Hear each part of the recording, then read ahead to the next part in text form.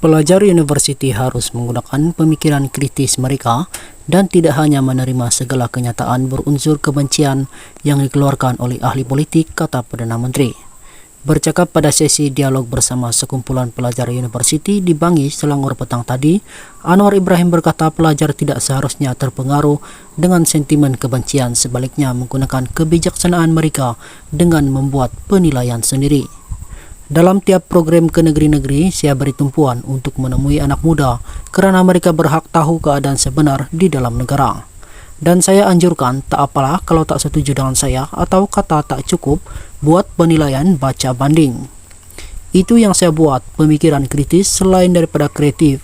Perlu juga kritis, kena fikir, katanya di program Cakna Badani Perdana Menteri bersama pelajar yang mendapat beasiswa Jabatan Perkhidmatan Awam JPA. Sebagai tindak balas terhadap kritikan daripada seterunya, Presiden PKR itu berkata memang ada beberapa ahli politik menggunakan retorik perkauman dan agama untuk menyerang kerajaan. Antara dakwaan mereka, menurut Anwar ialah kononnya dia membenarkan negara ini diambil alih oleh kaum Cina dan DAP. Menurut Perdana Menteri, kerajaan sebenarnya terus mempertahankan perlembagaan persekutuan dan segala perkara yang terkandung di dalamnya termasuk kedudukan bahasa Melayu, hak keistimewaan orang Melayu dan Bumi Putra, Islam sebagai agama persekutuan, status Raja-Raja Melayu. Tegasnya, kerajaan melaksanakan perkara itu dan pada masa sama tetap menjaga kebajikan semua rakyat di negara ini. Tapi anak-anak Cina, India, Dayak, Kadasan itu anak-anak kita, keluarga besar negara kita jagalah semua, kita tak pinggirkan sesiapa. Jadi oleh kerana saya jawab macam ini, dia pembangkang kata, tengok Anwar samakan Melayu dengan Cina, katanya lagi. Menurut ahli parlimen Tambun itu lagi, negara akan rosak jika rakyat gagal berfikir secara kritis dan memilih untuk menerima apa saja yang dikatakan oleh ahli politik kepada mereka.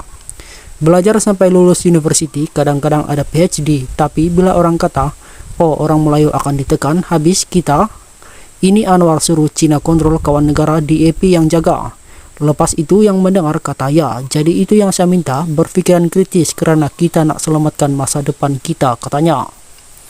Dalam program tersebut, Anwar turut menjawab soalan daripada hadirin mengenai defisit kepercayaan dalam kalangan belia terhadap kerajaan dan ahli politik.